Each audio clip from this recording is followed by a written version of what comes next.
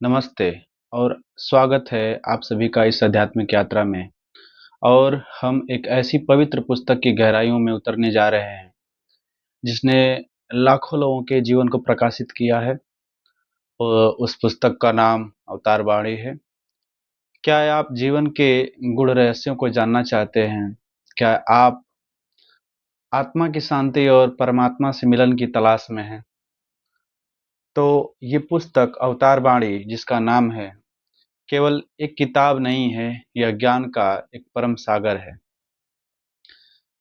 जो हमें सत्य, प्रेम और एकता का मार्ग दिखाती है।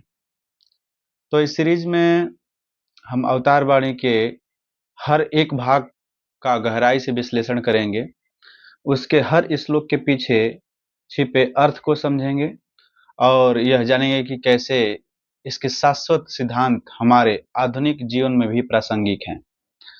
तो हम उन अनमोल शिक्षाओं को उजागर करेंगे जो हमें आंतरिक शांति, सच्ची खुशी और एक सार्थक जीवन जीने की प्रेरणा देती है। कहा गया है, संत मिलन को जाइए तज ममता अभिमान। तो कम से कम हम संत की वाणी को भी समझना चाहेंगे तो हमें एक शांति दिमाग से, एक मन को, चित्त को शांत करके ही समझ पाएंगे, जो हमारे और आपके विचारों को बदल देगी, आपके हृदय को छू लेगी और आपको एक नई दिशा प्रदान करेगी। इस सीरीज का एक भी एपिसोड मिस न करें, क्योंकि अवतार वाणी का हर शब्द आपके जीवन को रूपांतरित करने की शक्ति रखता है। जुड़े रहिए हमारे साथ और आइए मिलकर अवतार वाणी के दिव्य ज्ञान को आत्मसात करें। पहले ही भाग में बाबा अवतार लिखते हैं कि रूप रंग आकार से न्यारे, करूँ लाख प्रणाम तुम्हें। इसका भाव क्या है? ईश्वर का कोई निश्चित रूप, रंग या आकार नहीं है, वह इन सभी सांसारिक पहचानों से परे है। तो रूप रंग है ना कोई रेखा, कोटि कोटि प्रणाम तुम्हें। इसीलिए कबीर साहब भी कहते हैं कि जाके मुंह माथा नहीं, जाके मुंह माथा नहीं, ना ही रूप को रूप, पोप बास्ते पातरा ऐसा तत्व अनूप। कहने का अर्थ क्या है? सभी संतों का बाणी मैच करता है, इसलिए हम अवतार बाणी में केवल अवतार बाबा की ही विचारों की बात नहीं करेंगे, हम संतों की बातों को कंपाइल करके बात करेंगे। तो कभी अवतार बाबा कहना चाहते हैं, उस परम तत्व का ना तो कोई मुंह है, न माथा है, न ही उसका कोई सुंदर या असुंदर रूप है, वह फूल की सुगंध से भी अधिक सूक्ष्म और अनुपम है। दूसरी लाइन में लिखते हैं कि बुद्धि मन और अक्ल से बाहरे, करूँ लाख प्रणाम तुम्हें। भाव क्या है कि बुद्धि से पकड़ा नहीं जा सकता, अक्ल लगा लगा के वो पाया नहीं जा सकता। भाव यही है कि परमात्मा को केवल बुद्धि, तर्क या मन की कल्पनाओं से नहीं समझा जा सकता, वह इन सब से परे है। इसीलिए पलटू दास भी कहते हैं कि बुद्धि बेचारी हाँफ गई, बुद्धि बेचारी हाँफ गई, मनवा गया हेराय। पलटू वो तो अगम है, पलटू वो तो अगम है, कोई था नहीं पाए। तो हर संतों का एक संकेत रहा है कि बुद्धि से वो नहीं मिलेगा शांति, मन से नहीं मिलेगा, क्योंकि मन तो उलझन है। अर्थ वही है कि कहने सुनने में तो ईश्वर और जीव दो लगते हैं।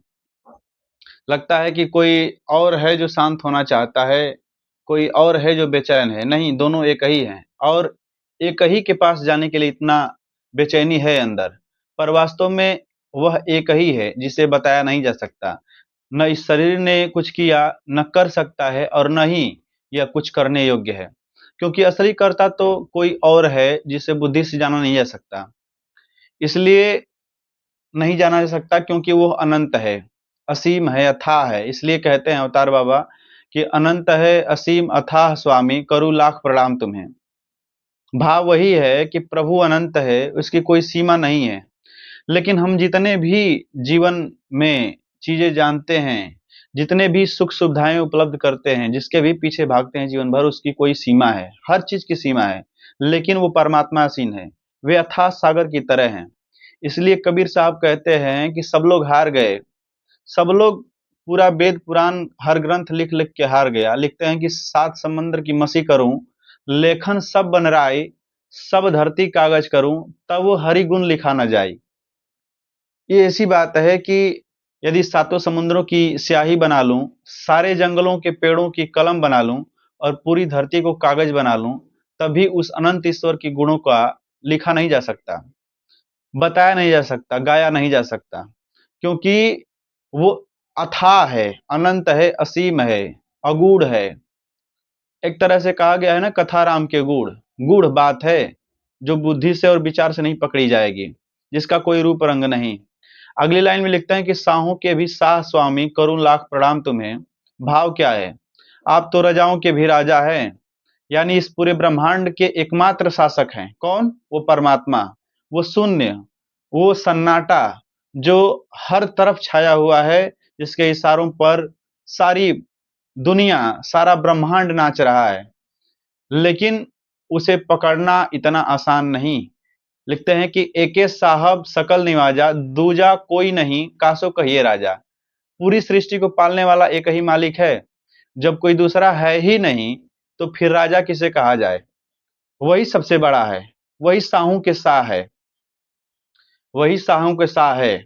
उसके ही इशारों पे पूरी दुनिया, पूरा ब्रह्मांड, पूरा विश्व का एक एक कण नाच रहा है। अब इसका उल्टा मत लीजिएगा कि तब जितने पाप हो रहे हैं, हत्याएं हो रही हैं, वो करवा रहा है। नहीं, ये तो हमारे मन की खुरापात है।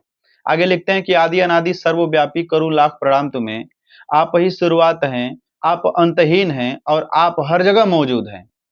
इसीलिए तो लिखते हैं कबीर साहब की, लाली मेरी लाल की जित देखूं तितलाल, लाली देखन मैं गई मैं भी हो गई लाल। इसका अर्थ क्या है? कि मेरे प्रिय ईश्वर की महिमा हर जगह व्याप्त है। मैं जिधर भी देखता हूं, उधर वही दिखाई देता है। जब मैं उस महिमा को खोजने निकला, तो मैं खुद भी उसी रंग में रंग गया। कितनी बड़ी बात है!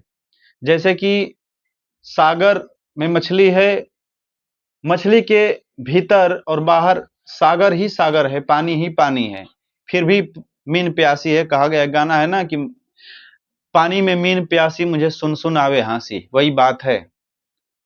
तो आगे लिखते हैं कि युग युग अंदर तारे पापी, करूं लाख प्रणाम तुम्हें। भाव वही है कि आपने हर युग में पापियों और भटके हुए लोगों का उद्धार किया है। गुमराह लोगों को, जो अपने जीवन के सार को भूल गए हैं, जो अपनी गरिमा को भूल गए हैं, जो अपने गौरव को भूल गए हैं, उन्हें संत आते हैं और चेताते हैं कि नहीं, जागो, अभी जागो, अभी समय है। क्योंकि जीवन कितना शेष है हमें पता नहीं। मेरा मुझ में कुछ नहीं, जो कुछ है सो तोर, तेरा तुझको सौंप दिया क्या लागत है मोर। हे प्रभु, मुझ में मेरा अपना कुछ भी नहीं है। यह जीवन गुण, यह जीवन के गुण अवगुण सब आपका ही दिया हुआ है। जब मैं अपना अहंकार त्याग कर सब कुछ आपको ही सौंप देता हूं, तो आप मेरे उद्धार कर देते हैं। लेकिन उद्धार होगा तभी जब हम अपने विचारों को, अपने जीवन के ख्यालों को, अपने सपनों को साकार रूप में न देखकर उस निराकार के साथ जोड़ें। घट घट के हे अंतर्यामी, जो घट घट में व्याप्त है, घट घट के हे अंतर्यामी, करूं लाख प्रणाम तुम्हें। आप हर किसी के हृदय में वास करते हैं और सबके मन की बात जानते हैं। संबंधित है ना कि जैसे कबीर साहब कहते हैं कि जैसे तिल में तेल है, जो चकमक में आग, तेरा साईं तुझ में है, तू जाग सके तो जाग। कि कहीं बाहर ढूंढने की जरूरत नहीं है। जैसे तेल में, जैसे तिल के अंदर तेल है और पत्थर के अंदर आग छिपी होती है, वैसे ही तुम्हारा ईश्वर तुम्हारे ही अंदर मौजूद है। तो वो ना धन से, न पद से, ना चोरी से, न मक्कारी से, न गुंडई से, किसी भी तरह से मिलने वाला नहीं है। यदि तुम अज्ञान की नींद से जाग सको, तो उसे पालोगे। लेकिन अगर अज्ञान की नींद अगर तुम्हें जकड़े रहे, अज्ञान के ही संगत में तुम पड़े रहे, अज्ञान ही तुम्हारा खाना पीना बन जाए, अज्ञान ही तुम्हारा ओढ़ना बिछौना बन जाए, तो अज्ञान से मुक्ति संभव नहीं है। तू ही नाम है, तू ही नामी, करूं लाख प्रणाम तुम्हें। कि नाम और जिसका नाम लिया जा रहा है, नाम और नामी दोनों आप ही हैं। ना कोई भेद है और ना ही कोई विभेद है। सब आप ही हैं। अंदर बाहर, भीतर ऊपर नीचे दाएं बाएं, सब जगह आप ही हैं। आप ही हैं जो बोल रहे हैं और आप ही हैं जो सुन रहे हैं। जल में कुंभ, कुंभ में जल है बाहर भीतर पानी, फूटा कुंभ जल जल ही समान, यह तत्व कहो ज्ञानी। कि जैसे घड़े के अंदर और बाहर पानी ही है और घड़ा फूटने पर दोनों एक हो जाते हैं, वैसे ही आत्मा और परमात्मा एक ही है। नाम और नामी का भेद केवल अज्ञान के कारण है। और पूरे विश्व में जो धर्म के नाम पर बवाल मचा हुआ है, जो धर्म के नाम पर आडंबर और पखंड जी रहा है, जिसको अपने स्वार्थों की पूर्ति के लिए पाला जा रहा है, वो इसीलिए है क्योंकि भेद है उसमें, नाम और नामी को अलग करके अज्ञान के कारण भेद चल रहा है। जब ज्ञान होगा, जब संतों के दरस परस में आ पाएंगे तो पता चलेगा कि नहीं, क्या होता है संत, क्या होता है जीवन। जीव जंतु के पालन हारे करूं लाख प्रणाम तुम्हें। आप ही इस संसार के सभी जीवों जंतुओं का पालन पोषण करने वाले हैं।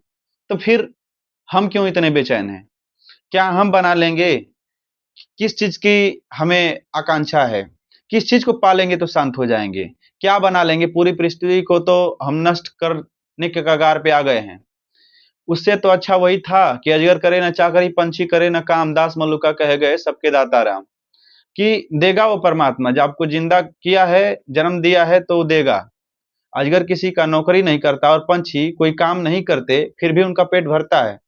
संत कहते हैं कि सबको दाता और पालनहार तो राम ही है, ईश्वर ही है, परमात्मा ही है। जब वो देने वाला है तो किस बात की आपको परवाह है? बेपरवाह होइए। परवाह कर करके ही तो पूरा जीवन बर्बाद है। आगे कहते हैं, कहे अवतार हे प्राण आधारे करूं लाख प्रणाम तुम्हें। कि इस प्राण का आधार, इस श्वास का आधार, इस पृथ्वी का आधार, इस धरती का आधार, इस ब्रह्मांड का आधार वही है। आप ही जीवन का आधार हैं, आप ही मेरे प्राणों के सहारे हैं। इसलिए पलटू दास कहते हैं, सांसों की यह पूंजी सब उसका आधार, सांसों की यह पूंजी सब उसका आधार, पलटू उस मालिक बिना जीवन है बेकार। कबीर साहब कहते हैं कि यह शरीर और जीवन कुछ ही दिनों का मेला है। जब तक सांसें हैं, खूब हाय हाय मचा हुआ है, क्या बना लूं, क्या नोच लूं, क्या खसोट लूं, किसको पीछे कर दूं, किससे आगे हो जाऊं। जब तक सांसें हैं तब तक प्रभु के नाम नहीं याद आ रहा है, तो नाम ले लो, क्योंकि यह शरीर, यह नगर और ये गलियां दोबारा देखने को नहीं मिलेंगी। प्राणों का आधार वही है, दूसरा और कोई नहीं है। इसीलिए कहते हैं आगे कि तेरी ओट सहारा तेरा, तन मन से बलि जाऊं। कि मुझे केवल आपका ही आश्रय, आपका ही सहारा, आपका ही ओट है। मैं तन मन से आप पर न्यौछावर हूं। और तन मन से न्यौछावर होना इतना आसान नहीं है। लोग बातें बनाते हैं, लोग बहुत ऊंची ऊंची बातें करते हैं, लेकिन तन मन से न्यौछावर होना इतना आसान नहीं है, सबके बस की बात नहीं है। इसीलिए तो कहा गया है कि सुरमा, संतों को सुरमा कहा गया है, कि बहुत कम ही लोग हो पाते हैं जो इस चुनौती को स्वीकार करें। अब वास्तव में वो चुनौती है नहीं, आपका वास्तविक जीवन है। कबीर कुत्ता राम का मुतिया मेरे नाव, गले राम की जेवड़ी जित खेचे तित जाऊं। इसीलिए कबीर साहब कहते हैं कि उसी के हाथों में अपनी गले के जो बंधन है उसको डाल दीजिए। कबीर कहते हैं कि मैं तो राम का कुत्ता हूं और मेरा नाम मोती है, मेरे गले में राम नाम की रस्सी बंधी है, वह मुझे जिधर खींचते हैं मैं उधर ही चला जाता हूं। पूर्ण समर्पण का भाव आ गया उनके अंदर। तो पूर्ण समर्पण का भाव जब तक हमारे अंदर नहीं आएगा, तब तक हम नहीं जान पाएंगे कि भक्ति क्या है और सरल जीवन क्या है। आगे कहते हैं, कहे अवतार तेरे ही दाता आठ पहर गुण गाऊं। हे दाता, आप ही सब कुछ देने वाले हैं, मैं आठों पहर 24 घंटा आपके ही गुण गाता हूं। इसलिए गाना तब है जब हमें सुख हो, क्योंकि दुख में तो सभी लोग हाय हाय करते हैं कि हे भगवान, हे भगवान। कि सुख में सुमिरन ना किया, दुख में करते याद, कह कबीर तादास की कौन सुने फरियाद। कबीर कहते हैं कि सुख के समय तो ईश्वर को याद नहीं किया और दुख आने पर याद करने लगे। ऐसे स्वार्थी भक्त की प्रार्थना ईश्वर क्यों सुनेंगे? इसलिए हर समय आठों पहर उसका गुणगान करना चाहिए। और करना चाहिए ये आदर्श के कारण नहीं, आपको शांति मिलेगी ही नहीं। आप कितना भी भागिए, किससे भी आगे हो जाइए, लेकिन शांति मिलने वाली नहीं है, जीवन समझ में आने वाला नहीं है। तेरी आज्ञा के बिना चल नहीं सकता कोई। आपकी इच्छा या अनुमति के बिना इस संसार में कुछ भी संभव नहीं है। एक पत्ता भी नहीं हिल सकता, और एक पत्ता हिल नहीं सकता, इसका आशय ये नहीं है कि परमात्मा बैठा है और सब कुछ हिला रहा है, डुला रहा है। नहीं, वो सब में व्याप्त है, वही है। इसीलिए कबीर साहब कहते हैं कि साईं तेरी ओट, साईं तेरी ओट, तकिया तेरा नाम, गलियां हो सुनी क्या करे दीवान। हे मालिक, मुझे बस आपका ही सहारा है, और आपका नाम ही मेरा तकिया आराम है। जब आपकी कृपा नहीं होती तो सूबेदार हो या राजा भी कुछ भी नहीं कर सकता, कोई कुछ नहीं कर सकता। अगर कर सकता होता तो बहुत हुए, पूरे विश्व को, पूरे धरती पर राज करने वाले, भारत पर राज करने वाले बहुतों ने प्रयास किया। अब बहुते ने बहुत कुछ बनाया, क्या मिला? कुछ नहीं मिला। अवतार न कुछ भी कर सके, तू चाहे सो होए। जब वही चाहने वाला है, उसी के अनुसार सब कुछ होने वाला है, तो क्यों हम फड़फड़ाएं? कोई व्यक्ति या अवतार अपनी इच्छा से भी कुछ नहीं कर सकता, कोई नहीं कर सकता। होता वही है जो आप चाहते हैं। आगे लिखेंगे, कर्ता करे न सके शिव करे से होए। कबीर साहब कहते हैं ना, कर्ता करे न कर सके शिव करे से होए, तीन लोक नौखंड में शिव से बड़ा न कोई। कि करने वाला इंसान कुछ नहीं कर सकता, होता वही है जो शिव परमात्मा चाहते हैं। कोई भी चाहता है, जो परमात्मा चाहता है, चाहे नाम कुछ भी रख लो। तो हर एक अवतार वाणी पर हम लोग बात करेंगे। आज हमने अवतार वाणी के प्रथम भाग पर गहन विचार और शिक्षाओं पर विस्तार से चर्चा की। हमने उन मूलभूत सिद्धांतों को समझने का प्रयास किया जो हमें जीवन में के वास्तविक अर्थ और परमात्मा के साथ हमारे संबंध की ओर इंगित करते हैं। इस भाग में हमने देखा कि कैसे अवतार वाणी हमें एकत्व के संदेश से परिचित कराती है। यह विचार कि सभी आत्माएं